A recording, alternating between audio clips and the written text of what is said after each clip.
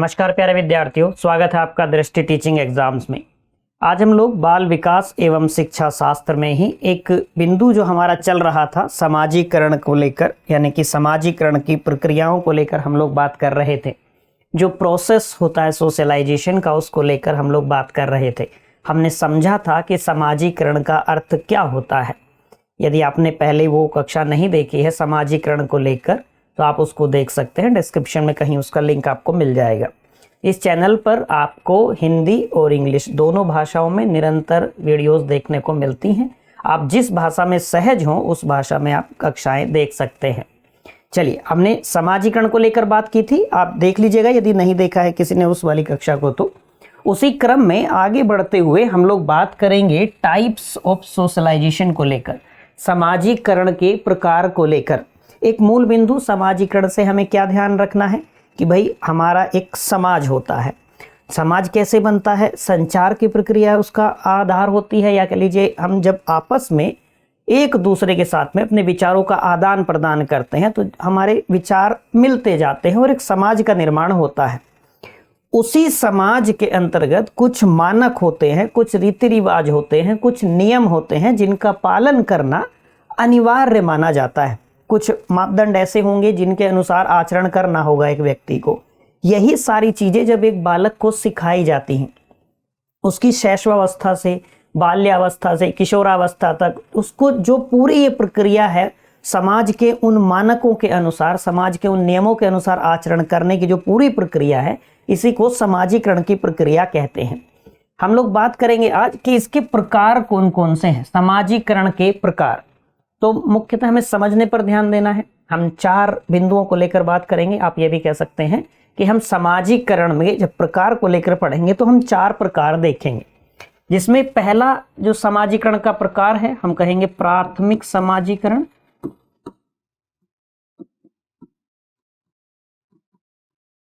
प्राथमिक समाजीकरण। अब हम यदि आपके पूर्व ज्ञान का उपयोग करें तो हमने सबसे पहले जब समाजीकरण के अर्थ को लेकर समझा था, उसके बाद हमने प्रोसेस ऑफ सोशलाइजेशन, समाजीकरण की प्रक्रियाओं को लेकर समझा था, तो हमें ये बिंदु स्पष्ट हो जाएगा।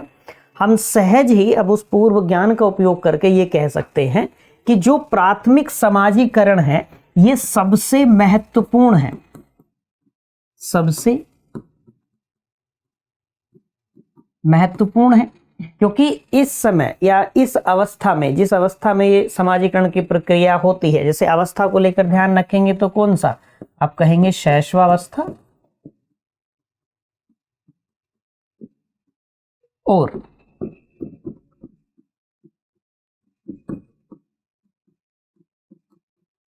बाल्यावस्था। शैशवावस्था और बाल्यावस्था। तो ये जो बाल्यावस्था है, हमने पहले भी बात की है कि एक बालक के शारीरिक विकास के लिए, एक बालक के मानसिक विकास के लिए ये बहुत महत्वपूर्ण अवस्था है। इस अवस्था में बालक का जो विकास है वो बहुत तेजी से होता है। अब शारीरिक विकास की बात केवल नहीं करनी है, मानसिक विकास की भी बात करनी है। इसी समय बालक के विकास को प्रभावित होने से रोकना होता है, यानी कि उन तत्वों पर ध्यान देना होता है जिनसे से हम बालक के व्यक्तित्व की बात करते हैं। कि जैसे आपने सुना होगा कि व्यक्तित्व ऐसा अंतर्मुखी है, ये बहिर्मुखी व्यक्तित्व वाला है, ये इंट्रोवर्ट एक्सट्रोवर्ट वाली बात आप जानते होंगे। तो वो अंतर्मुखी और बहिर्मुखी जब एक बालक के व्यक्तित्व का विकास होता है तो वो कौन से कारण होंगे जिनकी वजह से एक बालक अंतर्मुखी कहलाएगा और एक बहिर्मुखी कहलाएगा? बात समझ आ रही है? तो आप देखेंगे कि इस अवस्था में बालक की जिज्ञासा बहुत होती है, उसके प्रश्न बहुत होते हैं इस अवस्था में। और हमें क्या करने की आवश्यकता होती है कि यदि एक बालक प्रश्न पूछ रहा है तो उसके प्रश्नों का उत्तर देने की आवश्यकता होती है। इससे क्या होता है? एक तो बालक के आत्मसम्मान, उसकी भावना का विकास होता है। दूसरा बालक के आत्मविश्वास की भावना का विकास होता है। यहाँ जैसे जैसे बालक अपने परिवार के सदस्यों के संपर्क में आता है, वो चीजें पहले तो शुरुआत में क्या कर रहा होता है? आसपास के वातावरण को देखकर समझ रहा होता है, वस्तुओं को समझ रहा होता है, वस्तुओं में भेद करना सीख रहा होता है, व्यक्तियों में भेद करना सीख रहा होता है। धीरे धीरे वो बोलना नहीं जानता जब तक, तो वो क्या कर रहा है? आसपास के वातावरण को केवल देखकर सीख रहा है। लेकिन उसके समाजीकरण की प्रक्रिया जारी है। उसके समाजीकरण की प्रक्रिया जारी है। तो ऐसे में जब बालक बोलना सीखता है, उसके प्रश्न बहुत होते हैं, उसकी जिज्ञासाएं बहुत होती हैं। कारण एक ये भी है कि इस अवस्था में मानसिक विकास बहुत तेजी से होता है। ठीक है, अब बच्चे की जिज्ञासाओं की शांति करना बेहद आवश्यक है।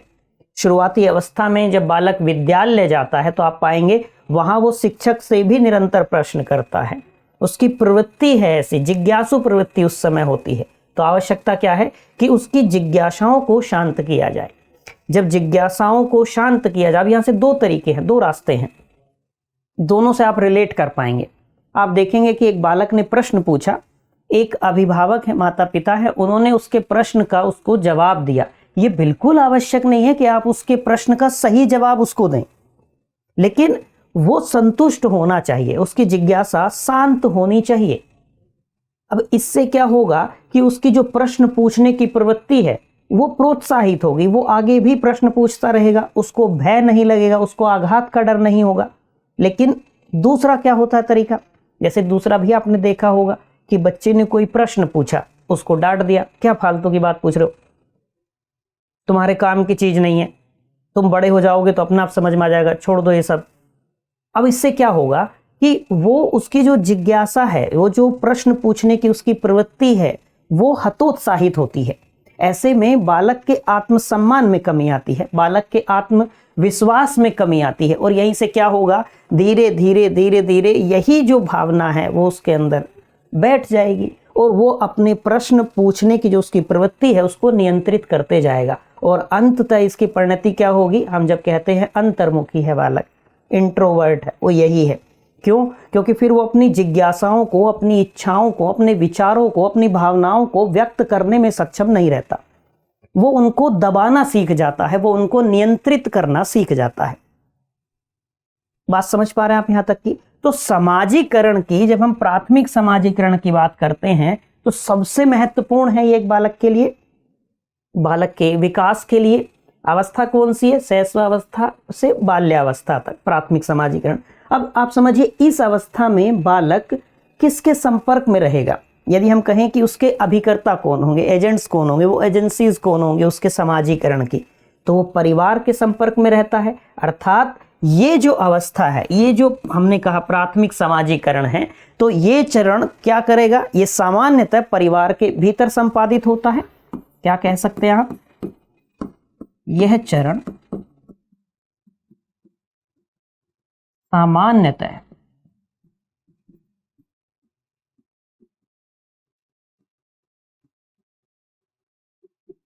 परिवार के भीतर संपादित होता है। अब बालक क्या सीखता है? परिवार के सदस्य हैं, माता पिता हैं, अन्य सदस्य परिवार के हो सकते हैं। बालक इस चरण में क्या सीखेगा?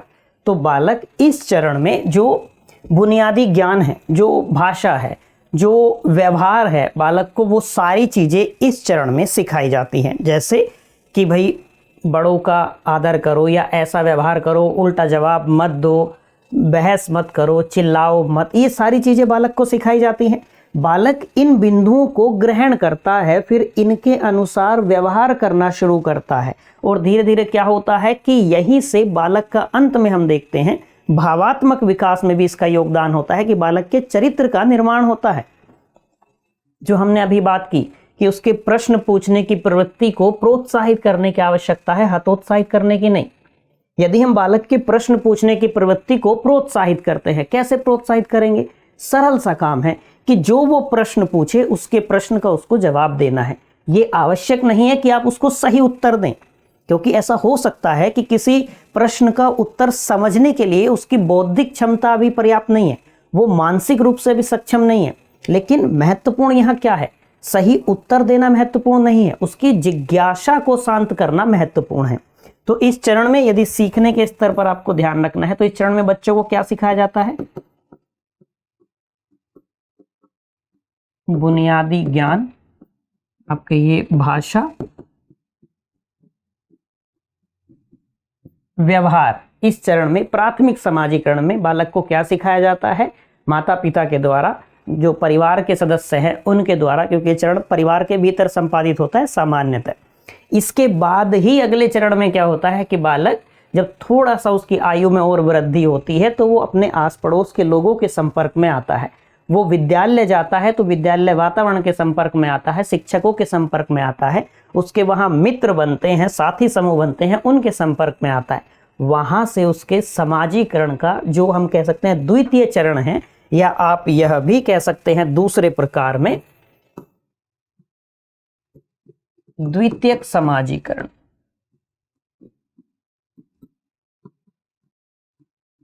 द्वितीयक समाजीकरण ये चरण शुरू होता है, और ये शुरू होता है तो ये कब तक चलता है? ये उसकी परिपक्वता अवधि तक चलता है। क्या कह सकते हैं कि यह परिपक्वता तक चलता है, परिपक्वता तक चलता है। अब परिवार तो है ही संपर्क में, ऐसा थोड़ी है कि परिवार अब संपर्क में नहीं है, उसके समाजीकरण की प्रक्रिया में परिवार का योगदान नहीं है, परिवार तो है, लेकिन परिवार के अलावा क्या होगा? अब इस चरण में परिवार के अलावा आप देखेंगे बालक बाहर निकलेगा, आस पड़ोस के संपर्क में आएगा, अपने विद्यालय के संपर्क में आएगा, तो विद्यालय का जो वातावरण होगा, विद्यालय का वातावरण भी बालक को बहुत कुछ सिखाएगा। उसके अलावा जो उसके विद्यालय में मित्र बनेंगे, साथी समूह होंगे, वो उनके संपर्क में आएगा। जो विद्यालय में शिक्षक शिक्षिकाएं होंगी वो उनके संपर्क में आएगा। अर्थात जब हम ये कह देते हैं कि भाई समाजीकरण के जो एजेंट्स हैं, जो उसके अभिकर्ता हैं, उनमें अब कौन कौन शामिल हो जाएंगे? परिवार के अलावा उसके मित्र या साथी समूह शामिल हो जाएंगे, उसका विद्यालय शामिल हो जाएगा, आस पड़ोस शामिल हो जाएगा, उसके शिक्षक शिक्षिकाएं उसमें शामिल हो जाएंगी। वहीं जाकर वो कई बार क्या होता है कि धर्म संबंधी बातें भी सीखता है। बात समझ आई यहां तक की? तो हम क्या कह सकते हैं कि इस चरण में परिवार के अलावा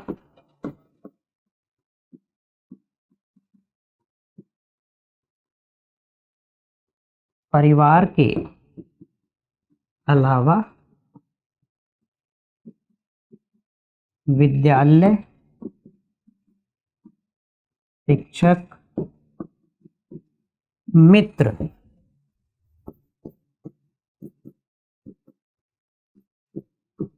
समाजीकरण में अत्यधिक भूमिका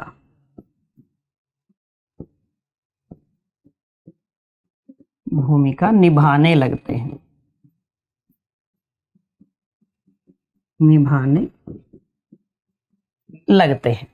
बात समझ पाए? कई बार आपने ये देखा होगा कि बालक अपने माता पिता की आज्ञा की अवहेलना कर सकता है, किंतु अपने शिक्षक या शिक्षिका की आज्ञा की अवहेलना वो नहीं करेगा। आपने कई बार ये भी देखा होगा कि घर में छोटे बच्चे को किसी गतिविधि को करने से रोकने के लिए, उसको थोड़ा बहुत डराने के लिए कई बार क्या करते हैं अभिभावक? उसको ये डराते हैं कि तभी मैं तेरे सर को फ़ोन कर रहा हूँ, अभी मैं तेरी मैम को फ़ोन कर रही हूँ।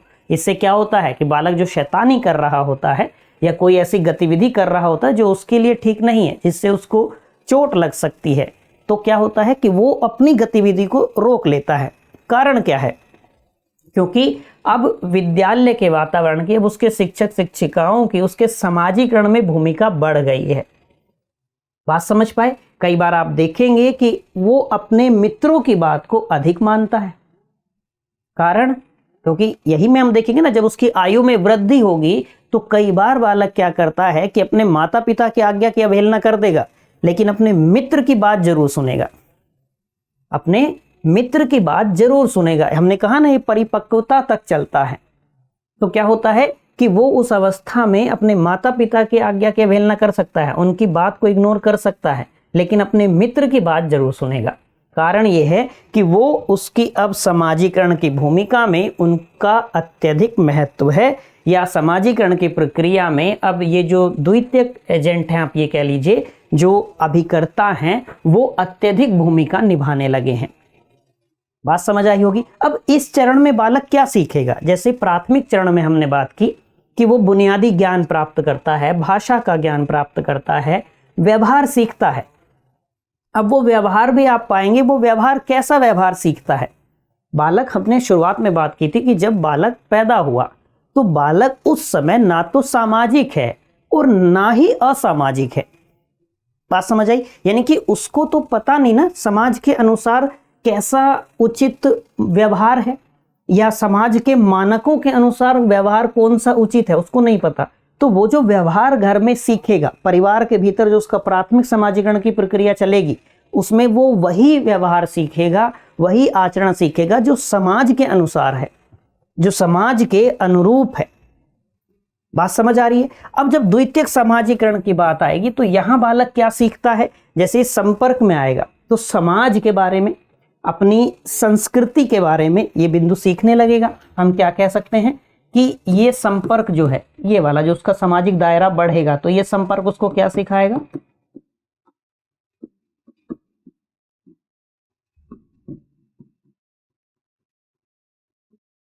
समाज एवं संस्कृति,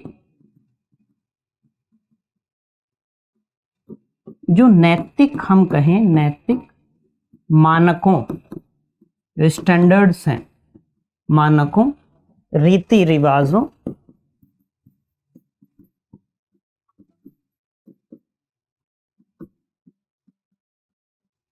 और सिद्धांतों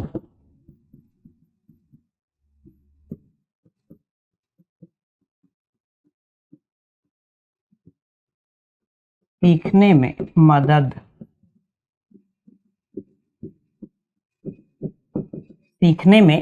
करते हैं।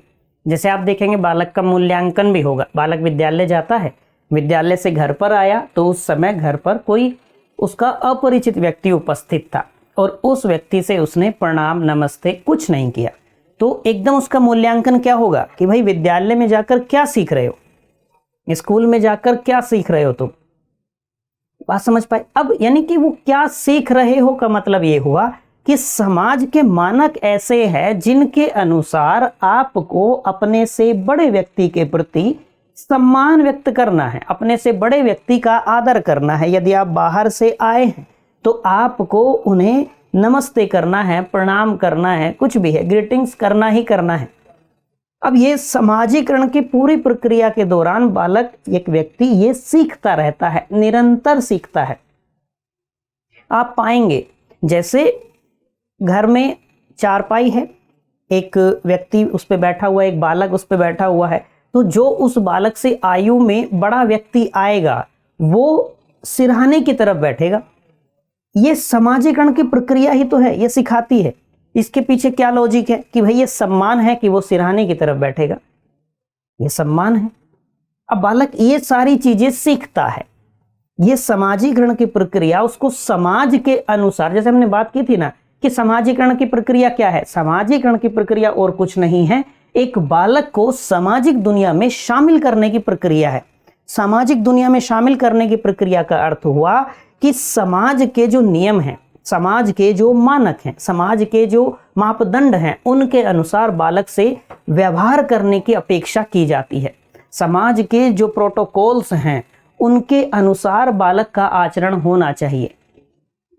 बात समझ पाए? जब समाज के सभी लोग उन नियमों के अनुसार व्यवहार करना सीख जाते हैं, उन नियमों के अनुसार व्यवहार करते हैं, तो इससे क्या होता है, वो समाज की अभिव्यक्ति है कि हमारे समाज में क्या चलता है, वो समाज की अभिव्यक्ति हो जाता है, पूरे समाज की।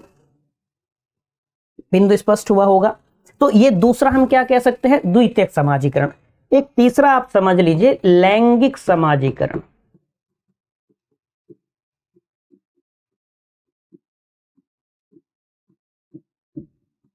लैंगिक समाजीकरण ये भी समानांतर रूप से पूरी प्रक्रिया चलती रहती है। जैसे बालक का जन्म हुआ तो बालक शुरुआत में तो जब वो जन्म उसने लिया है तो अपने लिंग के बारे में भी नहीं जानता है। बालक अपने लिंग के बारे में भी नहीं जानता कि वो पुरुष है, कि वो स्त्री है, कि वो तृतीय लिंगी है, उसको कुछ जानकारी नहीं है। लेकिन उसके जन्म के बाद में इस प्रक्रिया में बच्चा क्या करेगा, 2 साल की उम्र तक वो अपने लिंग को भली भांति समझने लगता है। बात समझ पाए? पहले क्या होगा, लैंगिक समाजीकरण की प्रक्रिया में बच्चा अपने लिंग को समझता है, तो पहले खुद के लिंग के बारे में जानना शुरू करता है कि वो स्त्री है या पुरुष है।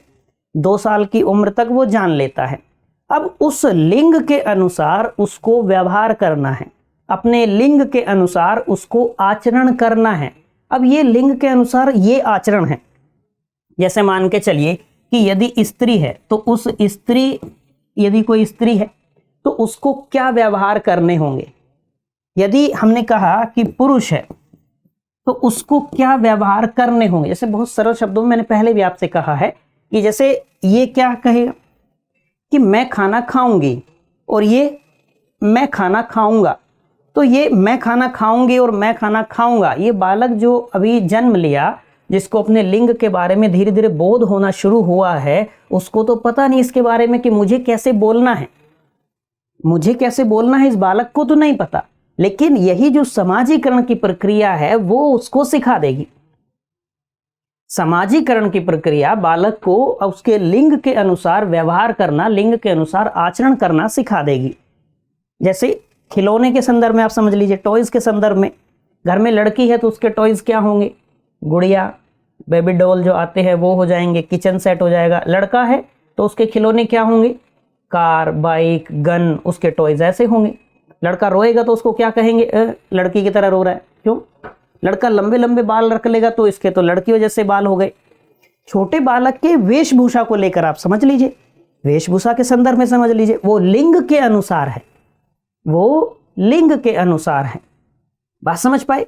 एक यदि हमने कहा एक लड़की एक बालक के, एक लड़के के जैसे, लड़की बोलने लगे कि मैं खाना खाऊंगा, मैं स्कूल जाऊंगा। शुरुआती समय में तो घर वाले हो सकता है उसकी कि भाई अबोध है, अभी नहीं, लेकिन टोकना जरूर शुरू कर देंगे।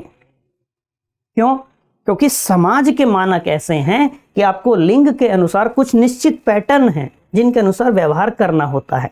उनमें से एक बोलने को लेकर भी है, उनमें से एक वेशभूषा को लेकर भी है। बात समझ पाए आप यहां तक कि इतना बिंदु स्पष्ट हुआ?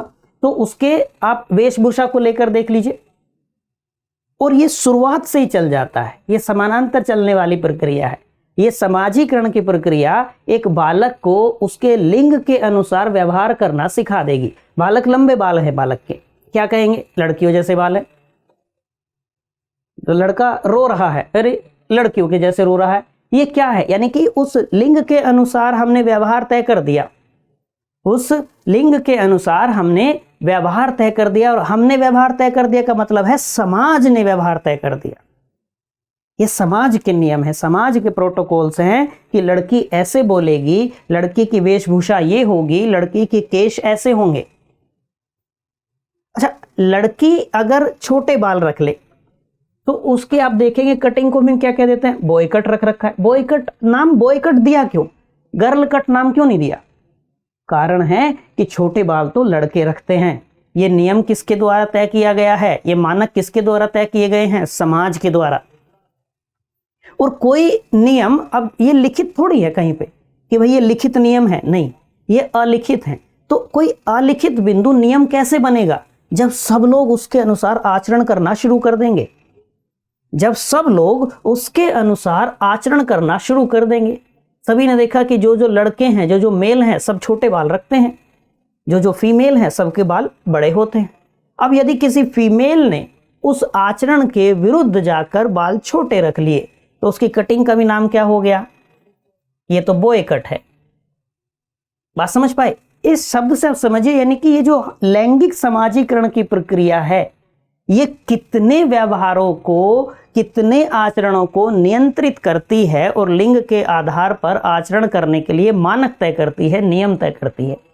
तो ये कैसे तय होता है? क्योंकि लैंगिक समाजीकरण के द्वारा, लैंगिक समाजीकरण के द्वारा ये सारे बिंदु तय होते हैं। एक आप अंतिम समझ लीजिए, पुनर्समाजीकरण, रिसोशलाइजेशन। अब ये पुनर्समाजीकरण क्या है, यानी कि समाजीकरण, पुनर्समाजीकरण का मतलब क्या हुआ, फिर से समाजीकरण। पुनः समाजीकरण यानी कि समाजीकरण हुआ था, सभी इस प्रक्रिया से गुजरेंगे, सभी के साथ समाजीकरण की प्रक्रिया चलेगी सभी की, लेकिन यहां क्या आ गया, पुनः समाजीकरण, फिर से समाजीकरण। तो यानी कि दूसरी बार समाजीकरण, अर्थात जब किसी व्यक्ति की सामाजिक भूमिका में कोई बड़ा परिवर्तन हो जाए।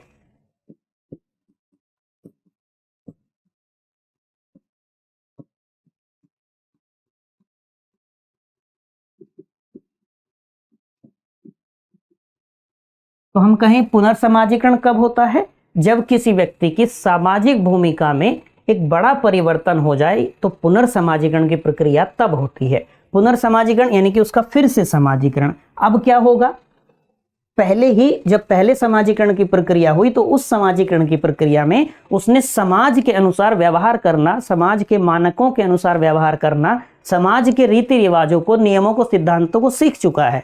अब दोबारा से वो क्या चीज सीखेगा?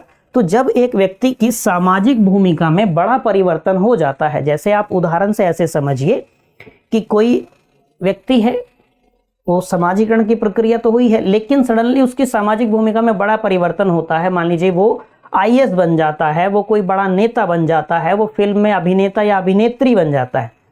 तब क्या होगा, उसकी सामाजिक भूमिका में परिवर्तन हुआ। अब सामाजिक भूमिका में परिवर्तन हुआ तो अब जाकर क्या होगा कि उसके लिए कुछ निश्चित व्यवहार तय हो जाएंगे, कुछ मानक, कुछ नए पैटर्न बन जाएंगे जिनके अनुसार उससे आचरण करने की अपेक्षा की जाएगी। बात समझ पा रहे हैं? जैसे आप समझ लीजिए, जैसे उदाहरण से हम समझते हैं कि कोई एक किसी ग्रामीण अंचल से निकला और कोई बड़ा अभिनेता या अभिनेत्री बन गई।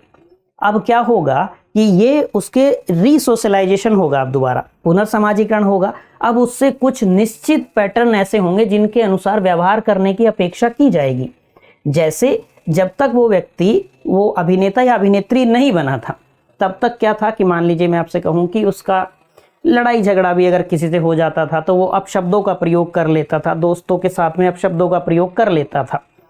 अब क्या होगा, जैसे ही बड़ा अभिनेता या अभिनेत्री हुई तो समाज ये स्वीकार नहीं करेगा, समाज ये स्वीकार नहीं करेगा। आप पब्लिक के साथ में देख लीजिए, सार्वजनिक जीवन में देख लीजिए, अब उसके जीवन की चीजें बदल जाएंगी।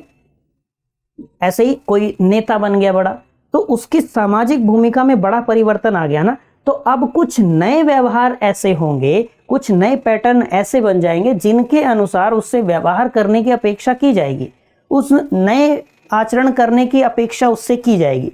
कोई नेता बन गया तो उसकी सामाजिक भूमिका में बड़ा परिवर्तन हुआ है। अब वो व्यक्ति, मैं आपको बहुत छोटा सा उदाहरण यदि दूं, तो यदि वो किसी शादी या किसी मांगलिक कार्यक्रम में डांस भी कर लेता है, तब क्या होगा, ये लोगों को विचित्र सी घटना लगेगी। कोई मान लीजिए कि कोई शिक्षक है, जैसे हम शिक्षक से भी कुछ निश्चित, कुछ अपेक्षित ऐसे व्यवहार होते हैं जिनकी अपेक्षा शिक्षक से की जाती है। शिक्षक से आप जैसे मान लीजिए धूम्रपान को लेकर बात है, तो ये विचित्र सी घटना हो जाती है कि शिक्षक धूम्रपान कर रहे हैं, बताओ, शिक्षक मद्यपान कर रखा है शिक्षक ने, शिक्षक शादी में डांस कर रहे हैं।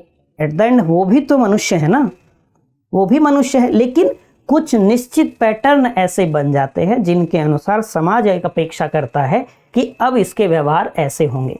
तब ये ध्यान रखना है कि पुनर्समाजीकरण तब होता है जब एक व्यक्ति की सामाजिक भूमिका में बड़ा परिवर्तन हो जाता है। बिंदु स्पष्ट हुआ? ये हैं समाजीकरण के प्रकार, इनको एकदम व्यवहारिक होकर समझना है। जब हमने लैंगिक समाजीकरण की बात की तो अब चीजों को रिलेट करके आपको देखना है, आपके खुद के विचारों का विकास होगा और बहुत सारे बिंदु आपको समझ में आएंगे। मैं ये उम्मीद करता हूं कि आज वाली कक्षा आपके लिए ज्ञानवर्धक रही होगी, कुछ नई चीजें आपने सीखी होगी। आज के लिए इतना ही रखते हैं, मिलते हैं आपसे किसी अगली क्लास में अगले बिंदु के साथ। Till then bye bye, have a nice day.